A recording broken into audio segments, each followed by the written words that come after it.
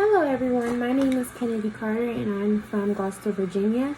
And for our first discussion board video form blog, we were asked, providing your client with an informed consent document at the first session is mandated by all state counseling boards. To complete this thread, search for a professional counseling informed consent form, download and read one sample.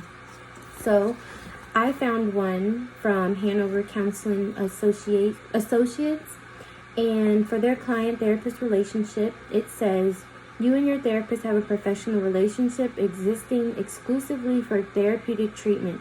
This relationship functions most effectively when it remains strictly professional and involves only the therapeutic aspect.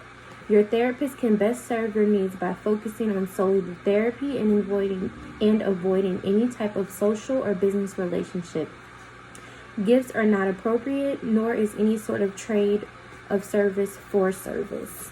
And this is the one. Okay. And next we were asked, the recommendations of the ACA Code of Ethics. And for this one, their informed consent in counseling relationships states, clients have the freedom to choose whether to enter into or remain in a counseling relationship and need adequate information about the counseling process and the counselor. Counselors have obligation to review in writing and verbally with clients and rights and responsibilities of both counselors and clients. Informed consent is an ongoing part of the counseling process, and counselors appropriately document discussions of informed consent throughout the counseling relationship. And this is the Virginia Administrative Code regulations governing the practice of professional counseling, standards of practice.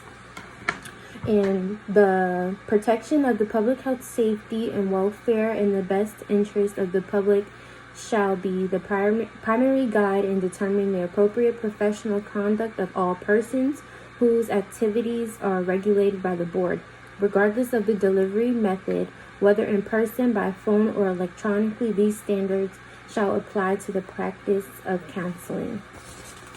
So, when comparing, we were asked to compare and contrast the content, informed consent of the ACA Code of Ethics, and for the one that I have for Virginia, I would say that they're very similar, basically the same thing, because I feel as though the relationship that a counselor has with their client should be you're not their friend, you're there to help them with what they need help with, you're not there to judge them, you're there to listen to them and basically respond the best way that you feel as though you can. And if you don't know the answer, you just let them know. I'll get back to you on that with our next session, but always make them feel comfortable, never feel like they're judged or anything like that.